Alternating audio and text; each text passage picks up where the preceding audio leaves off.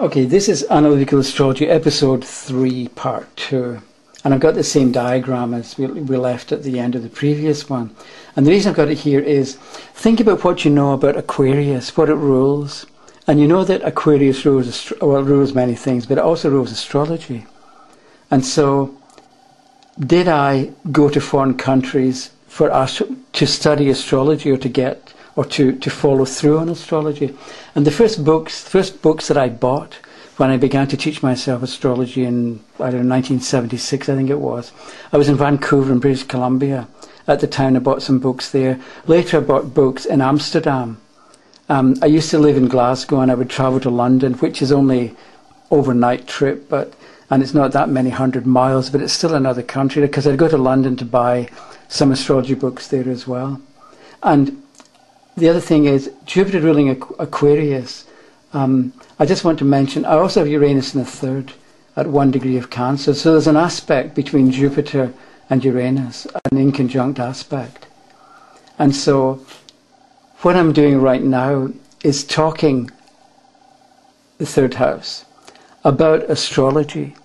And I'm recording it, and then I'm going to use technology, which is ruled by Uranus, to put it onto the internet, onto YouTube and a website, so that people in other countries, in foreign countries, can hear what I have to say or can follow along, and we can develop some kind of discussion about astrology. Okay, so my involvement with foreign countries, even though I'm in just outside Toronto, and I haven't been to that many places since I moved here. I was in Cape Cod a couple of times. But mainly I've been stuck, we could say, in Brampton, but I have dealings with the world, with foreign countries, with foreign people, all over the world, in many different countries, through technology, through the internet.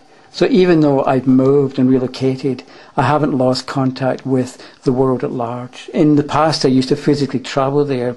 Now I do it, but professionally, because of the aspect there and ruling in midheaven, I do it through the internet and through technology. So, a little bit about me and now my daughter. And so I've got a list here, okay, where she went. So she's different because she has Aries rising, as do I, but she has 10 Sagittarius up here, but her Jupiter is in the 7th house at 29 Libra. So, why does she travel? Okay, where has she been? She went to Europe with us for a couple of weeks, and I can't remember when. She spent a couple of weeks in Marseille. There was a school exchange program. So she would go and live in France for 2 weeks, and then the person she stayed with in France would come here for 2 weeks, and she participated in that program and lived in France for a couple of weeks. Okay. She also went to New York a couple of times to play in a school band. When she was at university, she was in the marching band thing at the university. And on 2 separate occasions, she went to Boston to be in the St. Patrick's Day parade. So again, so the thing is, she's got Pluto at 25 Libra. And Pluto, I know people talk about the soul and all the rest of it. I just don't get that. But nevertheless, Pluto represents the masses. So she tends to be involved with going abroad for group purposes or with a group. New York twice with the school band, Boston twice with the university band. And it was a cheerleading kind of thing as well. Okay? So the other thing is the 7th represents partners, boyfriends in her case. And so she went to Boston a couple of times later to visit her boyfriend who was from there, who was living there at the time. And she went to New York a couple of times to see him as well. This last summer, after she finished law school, she went to Cambodia, Thailand and Vietnam with her boyfriend through the 9th in the 7th. It tends to be with other people. Not in the same way as you would go and visit friends. She would actually travel with somebody. I used to go on my own a lot and meet people once I got there. She tends to travel with one or more people. And as a group, they go from here to wherever it is that they're going. And it's different. So we've got the other thing is she went to Amsterdam. I lived there, and she wanted to go there. And when she was at law school,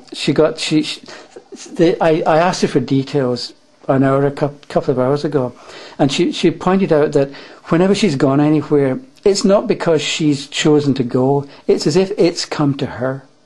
So she was sitting in the common room, whatever, at the law school, and there's a poster on the wall for an exchange program to Europe. So she went, she applied, she saw it, she applied. She ended up in Amsterdam for 4 months at the law school at the University of Amsterdam. And while she was there, a friend of hers, also at law school, was located, or he was living in London. And she met him in Prague, and then they went to Krakow and did a little tour of Eastern Europe. Again, with somebody that she knew, with a partner, with somebody else. So again, but the point she was making was that things came to her. She found out about the high school program, exchange program. Somebody told her about it. She didn't go looking for it. And the point is, this is the free will side of the chart, where you control circumstances. And this is the fated side of the chart, where circumstances control you. So with my daughter, when it comes to travelling abroad, circumstances control her. They come to her. And the most recent thing, or the next thing that's coming, and this you can think of as the Aries decanate of Sagittarius up here on the 9th, ruled by Mars and Virgo. Okay? In the middle of November, she's going to Botswana in Africa.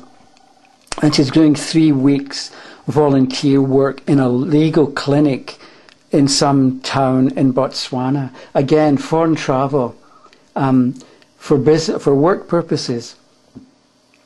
And the fact that someone else who works in her office is actually going to another part of Botswana. They both applied, they were both accepted. They're both going to Botswana, but she's travelling with this other person on the same planes to London, to Johannesburg, and then up to Botswana. So again, travelling with other people. Let me look at the clock.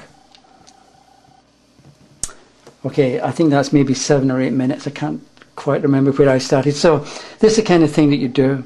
You get charts of people that you know, and you isolate one house. So we could have taken the 5th as representing children. And you know, if people have children, what the pregnancy was like. Is it a boy? Is it a girl? What kind of person it is? So you could take the 5th and look at the factors relating to the 5th house in the charts of a dozen people. Or you could look at the 3rd. Do they have brothers and sisters? And what kind of people? What are their friends like? Looking at the 11th. Foreign travel I like because people know where they've been and how they got on and why they went. So get some charts together. Talk to your friends. Talk to the people. Get the details, and then, as I've done here, let the chart guide you and lead you. So look at what the sign is and where the ruler is, figure out what that means, and then relate the meaning to where the person's actually been. And next will be episode 4.